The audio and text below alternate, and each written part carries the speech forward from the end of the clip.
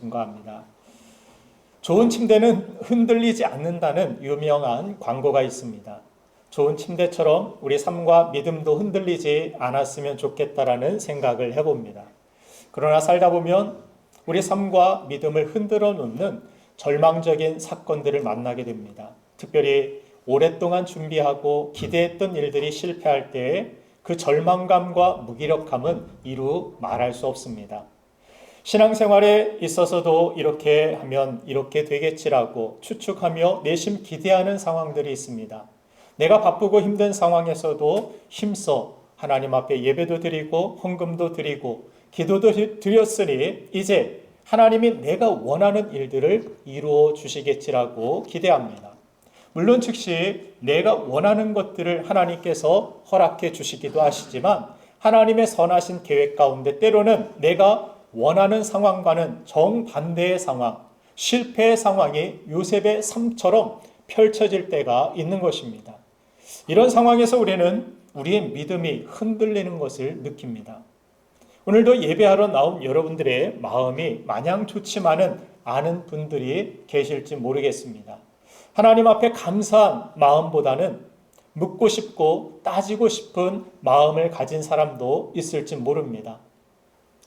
때로 우리 성도들의 좋은 어떤 소식들을 들었을 때 그것을 광고도 하고 싶고 알려주고 싶지만 그러나 한편으로는 마음 아픈 일들을 경험하고 또한 겪고 있는 그러한 고난의 현장 가운데 있는 사람들도 있기 때문에 상실감을 그들이 느낄까봐 때로는 광고하지 못하고 알리지 못하는 그러한 소식들도 있는 것입니다.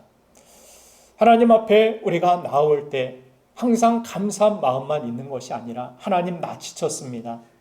기도할 힘도 나지 않고 일주일에 1시간 예배 드리는 것조차도 버겁습니다. 라고 그렇게 마음이 지친 사람이 있을지도 모릅니다. 오늘 본문에도 보면 예수님께 걸었던 자신의 기대가 무너져서 절망감을 가지고 엠마오로 내려가는 두 제자의 모습을 볼 수가 있습니다. 오늘 본문 말씀 21절 말씀을 읽어보면 우리는 이 사람이 이스라엘을 속량할 자라고 바랐노라고 누가복음 24장 21절에서 기록하고 있습니다. 그들은 예수님이 이스라엘 나라를 회복하실 메시아로 믿고 따랐지만 십자가에서 죽으시는 충격적인 모습에 슬픔이 가득한 마음으로 절망의 길 엠마오로 향하고 있었던 것입니다. 오늘 본문 누가복음 24장 15절 16절도 보면 얼마나 슬픔이 깊었던지 부활하신 예수님이 그들 곁에 계신데도 그들이 알아보지 못했다라고 기록합니다. 우리 마음이 흔들리면 눈이 흐려지게 되고 봐야 할 것들을 보지 못하고 들어야 할 주님의 말씀이 들리지 않게 됩니다. 마태복음 28장 7절을 보면 예수님께서 부활하셔서 너희보다 먼저 갈릴리로 가신다라는 천사의 말이 있었음에도 그들이 믿었다면 엠마오가 아니라 갈릴리로 가야 했을 것입니다. 그러나 왜 그들은 엠마오에 있었던 것일까요? 그들은 슬픔 때문에 그들이 겪은 절망 때문에 마음이 믿음이 흔들렸고 예수님이 부활하신 소식을 전했음에도 그리고 예수님은 실제로 부활하시고 그들 곁에 함께 계심에도 불구하고 그들은 느끼지도 또한 그 부활의 기쁨을 맛보지도 못했던 것입니다. 오늘 본문 22절부터 24절을 보면 예수님의 부활 소식을 여인들과 제자들로부터 전해 들었음을 알 수 있습니다. 그럼에도 그들은 믿지 않았던 것입니다. 절망의 박스 안에 갇혀서 아무 주님의 모습이 보이지도 들리지도 않는 믿음 없는 상태에 처해 있었음을 알 수 있습니다. 그래서 본문 말씀 25절에서 주님은 안타까운 마음에 더디 믿는 자들이여 라고 그렇게 오늘 본문 25절에서 말씀하고 있음을 보게 됩니다. 오늘 본문 또한 21절 말씀을 다시 보면 두 명의 제자들은 이런 이야기를 하고 있었습니다. 내가 이 사람이 이스라엘을 속량할 자라고 바랐노라 무슨 말입니까? 지금은 아무 주님께 대한 기대도 소망도 없고 나의 믿음이 과거에 머물러 있음을 그들은 고백하고 있는 것입니다. 나는 바랐노라. 내 믿음은 옛날이요. 옛날에는 내가 열심히 믿었었지. 열심히 주님을 따랐었지. 내 마음이 옛날에는 뜨거웠었지. 그것은 다 과거의 일들이라고 그들은 고백하고 있는 것입니다. 우리 역시 삶의 여러 가지 어려움들로 인해서 이전엔 뜨거운 마음으로 주님을 믿고 따랐지만 현재 신앙생활에 부활의 기쁨도 없고 하나님께 대한 소망도 잃어버린 무기력한 삶을 우리가 엠마오의 두 제자처럼 살 때가 있습니다. 마치 개신교의 십자가에는 예수님이 계시지 않지만 이미 부활하셔서 지금 우리와 함께 계시기 때문에 개신교의 십자가를 표현할 때는 예수님이 매달려 계신 것을 표현하지 않습니다. 부활하신 주님이 우리와 함께 하시기 때문에. 그러나 우리는 아직도 카톨릭의 십자가에 예수님이 매달려 계신과 같이 여전히 슬픔과 절망 속에 갇혀서 부활의 생명을, 부활의 기쁨을 누리지 못하고 살 때가 많이 있는 것입니다. 이처럼 누구나 절망적인 상황을 만나면 우리 마음이 흔들리고 믿음도 흔들리게 됩니다.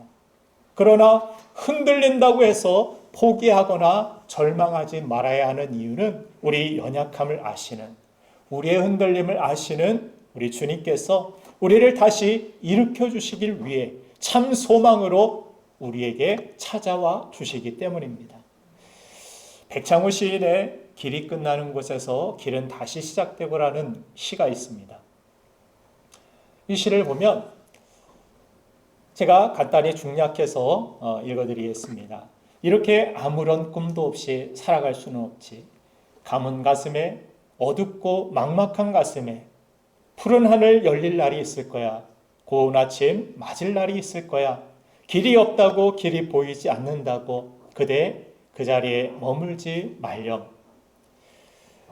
그대 꿈꾸던 세상의 음악이 다시 울릴 테니 지금까지 걸어온 길과 이제부터 걸어갈 길 사이에 겨울나무처럼 그대는 고단하게 서 있지만 길은 끝나지 않았어. 끝이라고 생각될 때 그때가 바로 다시 시작해야 할 때인걸. 길이 끝나는 곳에서 길이 다시 시작된다라는 이 소망의 시. 이 시는 예수님의 죽으심으로 다 끝났다라고 낙심하여 엠마오의 길로 향하고 있었던 제자들에게 또한 오늘 이 시대를 살아가고 있는 우리에게 주시는 메시지와도 같다라는 생각이 들었습니다. 여러분들 복음이 무엇입니까? 현재 부활의 기쁨을 누리지 못하고 절망의 길에 서서 세상의 여러 가지 문제들로 인하여서 흔들리고 있는 우리에게 예수님은 책망하시기보다 다가오셔서 우리의 믿음을 다시 뜨겁게 세워주시는 분이라는 사실입니다. 그리고 예수님은 믿음이 좋은 제자들만 만나주시는 것이 아니라 믿음이 적은 사람들도, 더디 믿는 사람들도, 흔들리고 있는 사람들도 만나주시는 주님이라는 사실입니다. 내가 이렇게 믿음 없으니까 주님은 나를 멀리 하실 거야? 절대 그렇지 않습니다. 믿음이 흔들리는 나에게도, 믿음이 적은 나에게도 주님은 동일하게 찾아오셔서 부활의 기쁨을 주시길 원하고 우리를 일으켜 세워주시길 원하시는 분, 그분이 바로 예수 그리스도시며 우리의 소망이 바로 예수님께 또한 복음에 있다라는 사실입니다. 여러분들 오늘 믿음 없고 흔들리는 나에게 다가오셔서 나의 믿음을 강하게 하시고 내 마음을 다시 뜨겁게 하시고 온전한 하나님의 사람으로 세워주시는 부활의 주님을 만나는 여러분들 모두가 되시기를 주님의 이름으로 축원합니다. 그러면 예수님이 흔들리며 좌절하고 있는 우리를 일으키시기 위하여서 주님은 무엇을 행하셨을까? 오늘 본문의 말씀을 보면 고정관념으로 부활을 믿지 못하고 슬픔에 잠겨있던 두 사람을 놓고 예수님은 성경으로 설명해 주셨다라고 본문은 기록하고 있습니다. 오늘 본문 26절과 27절 말씀을 읽어보겠습니다. 같이 읽겠습니다. 시작.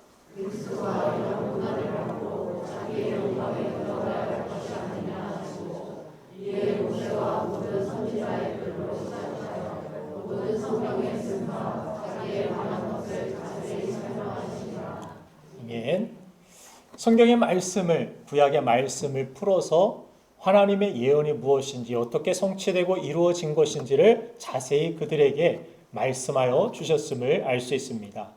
또한 44절부터 48절 그 후의 말씀, 그 후에 11 제자들에게 나타나셔서 그들에게 손의 못자국과 옆구리의 창자국만 보여주신 것이 아닙니다. 예수님께서는 말씀을 통하여서 제자들을 다시 일으켜 세워주셨음을 44절부터 45절까지의 말씀에서 기록하고 있는 것을 볼 수 있습니다. 한번 같이 읽겠습니다. 시작.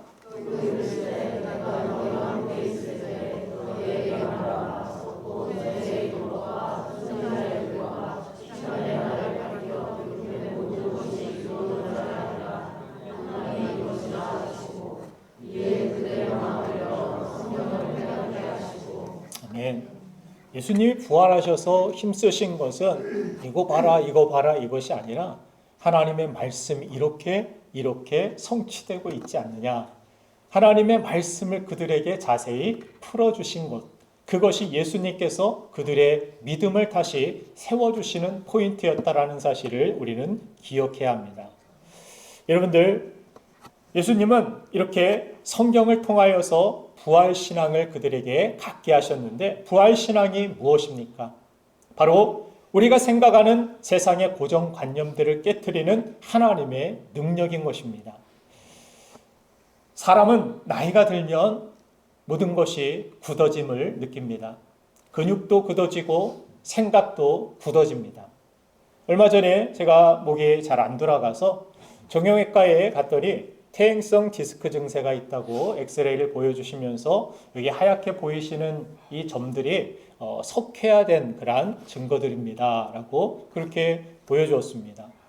제 안에 무슨 석회가 있다라니, 제가 무슨 고수 동굴도 아니고 석회가 쌓이고 있다라는 것, 또 퇴행성으로 그렇게 나이가 들면서 굳어지고 있다라고, 그래서 몸이 뻣뻣한 것이라고 이야기를 하는데, 예전에 제가 어르신들이 자리에서 일어나실 때 어이구 하시면서 우두둑 일어나시는 것이 이해가 안 됐습니다.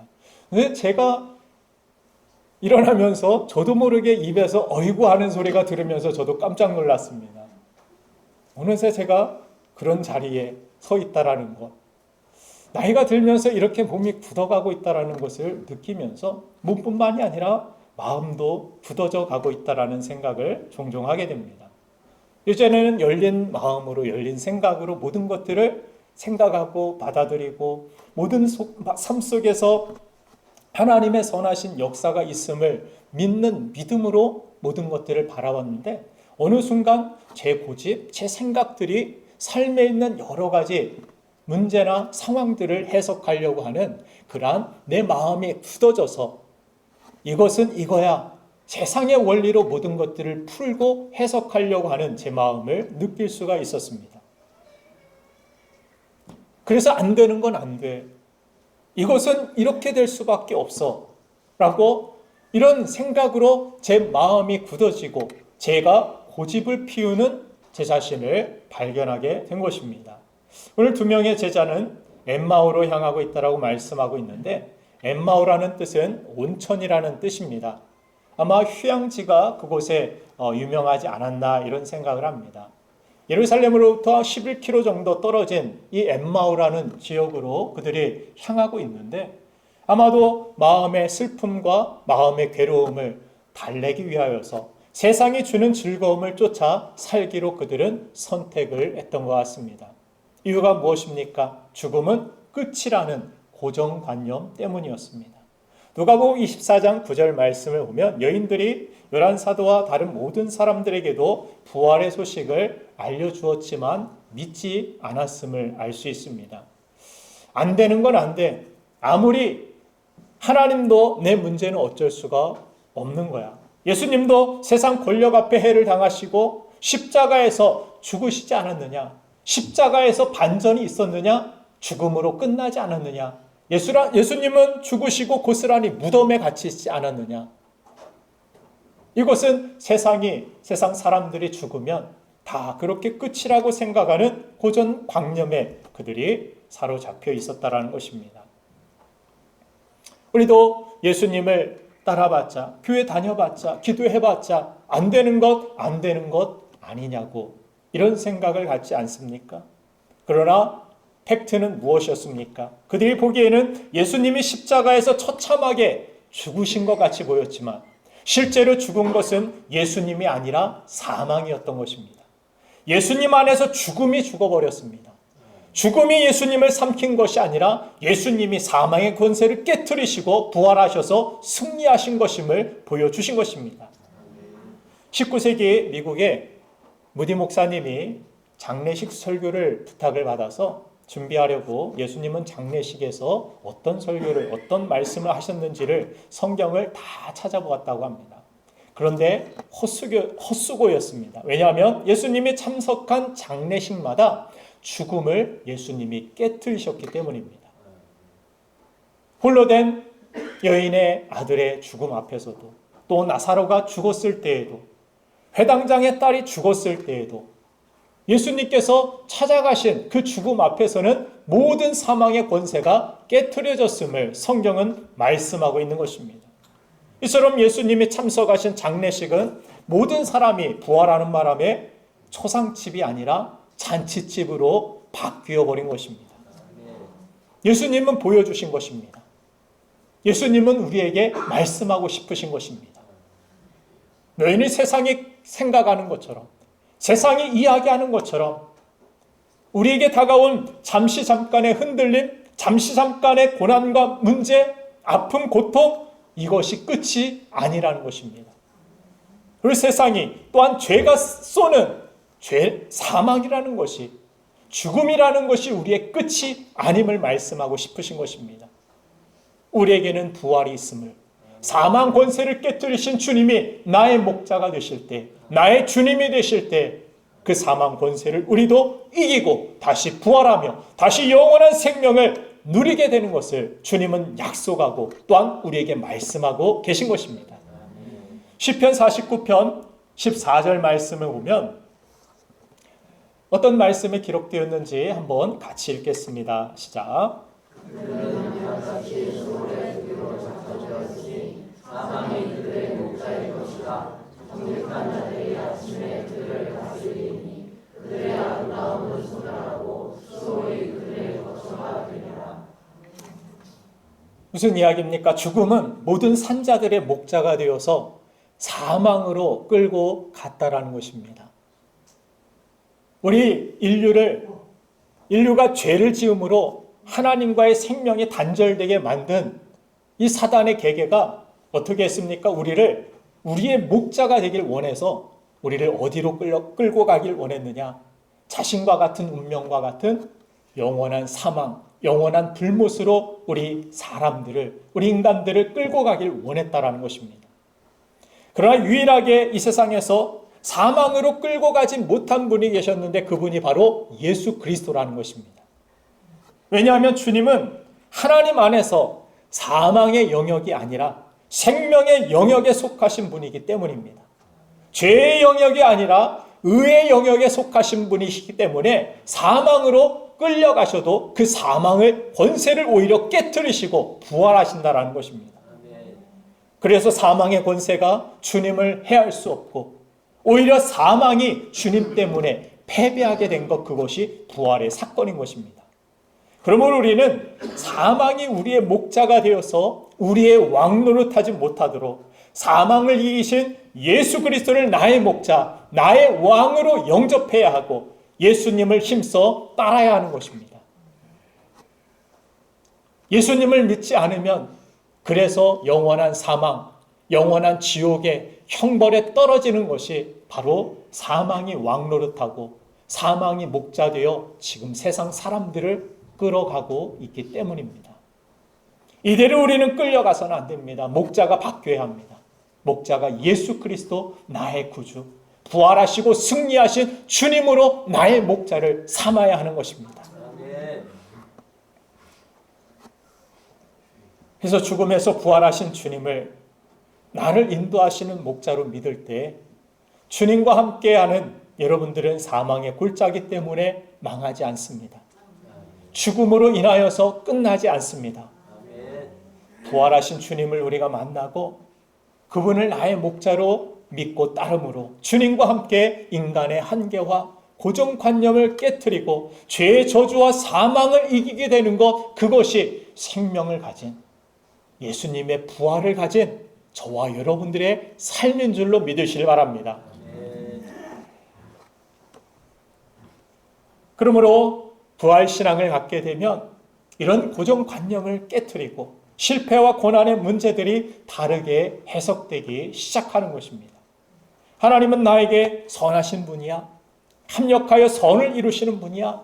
십자가가 끝이 아니라 십자가 뒤에 있는 부활이 우리의 삶의 최종적인 목적지며 최종 우리에게 주시는 승리라는 것을 믿게 될 때 이 믿음으로 모든 문제를 다시 바라보고 해석하게 되니 내가 생각할 때 좋은 게 아닐 수 있고 나쁜 게 아닐 수 있다라는 생각을 하게 되는 것입니다.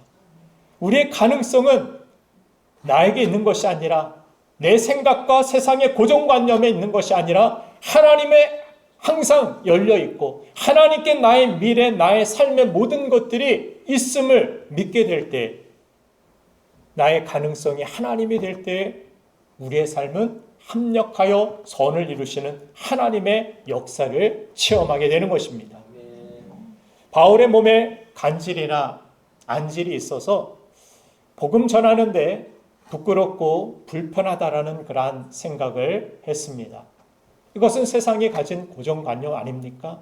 누가 자신의 몸에 간질 가지고 안질 가지고 복음을 전하고 예수 믿으라고 하고 싶겠습니까? 그런 연약한 몸을 가지고 복음을 전하면 오히려 세상 사람들이 네 건강 관리나 잘해. 네 몸이나 챙겨. 주일날 예배 드리지 말고 그때 오히려 운동하고 집에 가서 밥 잘 먹고 쉬고 잠이나 푹 자. 고정관념 이것을 가지고 하나님 앞에 3번이나 사도 바울은 기도했습니다. 가시가 내 몸에 이 질병이 없는 것이 사역하는 데 더 좋을 것이라고 생각했기 때문에 하나님 앞에 이 가시를 제하여 달라고 기도했습니다. 그런데 부활의 주님이 주신 응답은 그 가시가 없으면 너는 자만해서 안 돼. 너에게 그 가시가 그대로 있는 것이 너에게 더 유익이야. 오히려 그 가시 때문에 하나님의 은혜 안에 너는 머무를 수 있어. 하나님 앞에 더 능력 있게 그 가시 때문에 쓰임 받을 수 있어. 그런 하나님의 응답을 그가 깨닫게 됩니다. 그래서 질병은 다 나쁜 거야. 약한 건 다 안 좋은 거야. 이런 고정관념이 그 기도 가운데 부활하신 주님의 놀라운 은혜 가운데 깨어지게 된 것입니다. 그 후로 바울은 어떤 이야기를 자주 합니까? 나의 약함을 자랑하겠노라고 이야기합니다. 내가 약할 그때에 오히려 강함이라. 내가 약할 그때 오히려 하나님의 능력이 나타나고 내가 하나님 앞에 약해져서 한 번 더 기도하고 그 약함 때문에 그 가시 때문에 더 겸손해지고 더 엎드렸더니 그것이 나에게 축복이 되었다라는 사실입니다. 홍예숙 사모님이라는 분이 계시는데 나는 진실로 행복한 사람이라는 그런 책이 있습니다. 그분이 쓴 이 책을 보면 자신의 어머니가 배가 아파서 병원에 갔는데 의사가 임신인 줄 모르고 아주 독한 약을 지어줬습니다. 아이가 태어나고 보니까 목에 있는 힘줄이 녹아서 목도 못 가누게 되고 크면서 걷지도 못하고 기어다니게 되었다고 합니다. 그래서 9살까지 그렇게 기어다니는데 엄마가 대구에 있는 기도원에 맡긴다면서 거의 버리고 갔다고 합니다. 기도원 원장님이 너에겐 이제 하나님밖에 남지 않았어. 이런 이야기를 하고 하나님 앞에 너 기도해봐. 하나님 앞에 눈물로 간구해봐. 그런 이야기를 했는데 그때부터 기도가 뭔지도 몰랐는데 계속 하나님 아버지 도와주세요.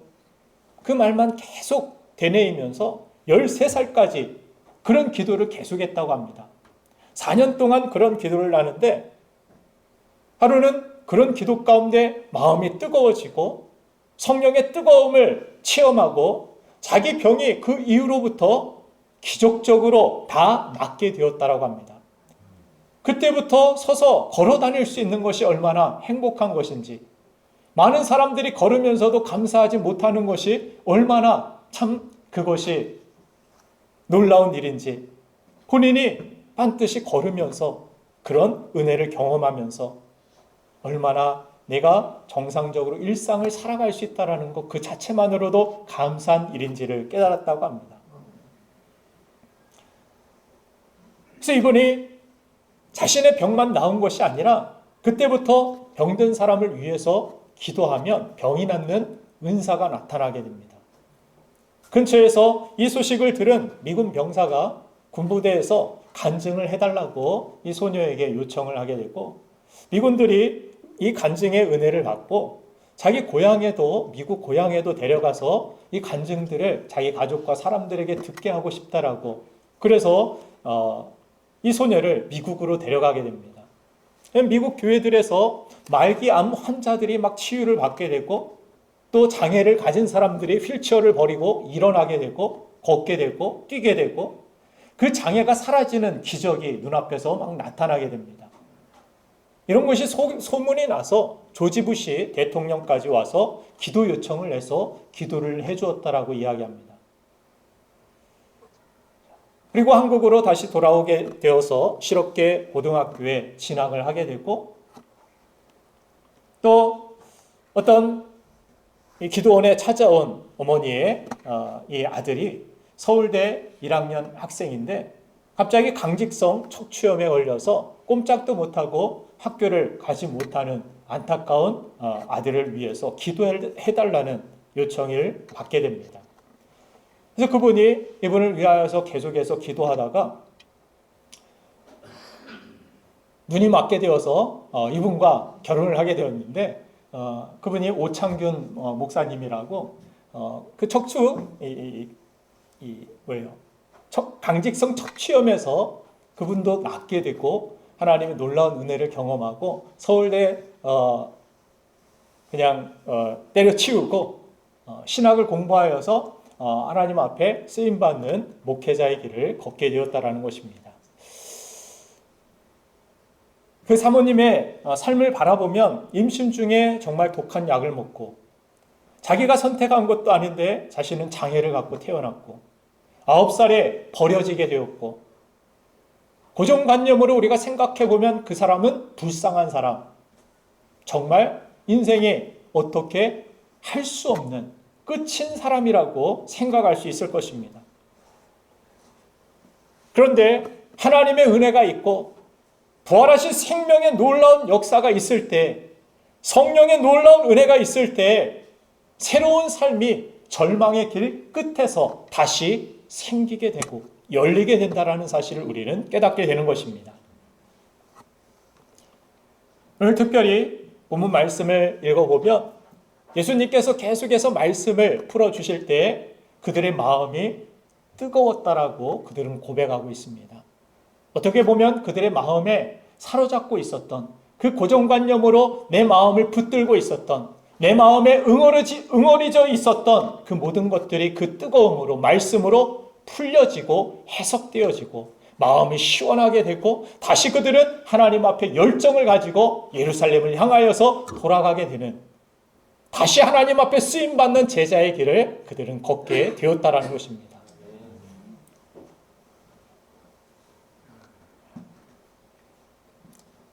하나님의 놀라운 은혜가, 여러분들, 하나님의 말씀이 있는 곳에 하나님의 역사가 있습니다.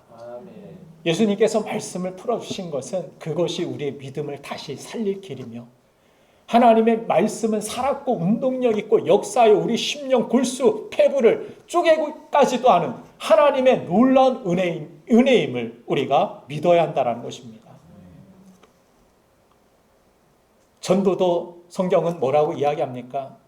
우리의 말발로, 우리의 선행으로 된다고 이야기하지 않습니다. 전도는 하나님의 말씀에, 복음에 미련한 것으로 하나님께서 그들의 구원하시기를 기뻐하셨다라고 성경은 말씀합니다. 복음이 능력이라는 거예요. 우리가 사랑하는 사람 어떻게 건질 수 있을까요? 물론 뭐 잘 대해주고 손으로 대해주고, 그러나 그것이 전부가 돼서는 안 됩니다. 하나님의 말씀이 선포되고 들어가야 돼요. 예수 그리스도가 그들에게 전달될 때 그들의 마음이 열리게 되는 성령의 역사가 말씀을 통하여서 일어나게 된다는 것을 우리는 알아야 합니다. 복음을 전해야 돼요. 복음을 믿을까 저 사람이? 우리의 추측, 우리의 생각, 우리의 고정관념으로 복음의 능력을 제한하지 마시길 바랍니다. 하나님의 능력은 복음이 아니라 뭐 작은 것을 통하여서도 어떤 것을 통하여서 나타날 수 있음을 여러분들 믿으시길 바랍니다. 특별히 이 복음을 통하여서 구원하기를 기뻐하셨다는 하나님의 뜻이 있다라면 그 복음에 분명한 하나님의 능력이 있습니다. 하나님의 역사가 있습니다. 하나님의 도우심이 있는 것입니다. 그래서 성경 말씀이, 하나님의 말씀이 전해져야 성령의 역사가 있고 성령께서 그들을 변화시켜 주실 수 있기 때문에 여러분들의 가정에서도 성령의 역사를 기대한다라면 하나님의 말씀이 자주 읽어지고 또한 자주 함께 나눌 수 있게 되기를 간절히 바랍니다. 우리 사업장에서도 직장에서도 할 수만 있으면 하나님의 말씀을 가지고 시작하십시오. 하나님의 말씀을 읽고 하나님의 말씀을 묵상하고 선포하며 기도하며 하루를 시작하십시오. 여러분들의 하루가 달라지고 여러분들의 가정이 달라지고 여러분들의 직장이 달라지고 사업장이 달라질 줄로 믿습니다. 그곳에 다시 뜨거운 하나님의 부흥이 있고 그곳에 다시 성령의 놀라운 역사가 있음을 오늘도 하나님의 말씀을 믿고 그 말씀을 붙들고 엠마오에서 돌이켜 다시 제자의 길로 나아갔던 이 두 제자와 같이 저와 여러분들의 삶이 잠시 세상의 고난으로 세상의 슬픔으로 흔들릴 수 있지만 여러분들의 삶이 그 슬픔에 갇히지 않고 그 슬픔의 박스를 뚫고 밖으로 나아가 하나님의 놀라운 말씀의 능력으로 부활의 능력으로 세상을 이기며 하나님이 기뻐하시는 죽어가는 영혼들을 살리며 다시 부활의 능력으로 승리할 우리 교회와 성도가 되기를 주님의 이름으로 축원합니다. 이 시간 우리 함께 잠시 기도하겠습니다. 살아계신 하나님,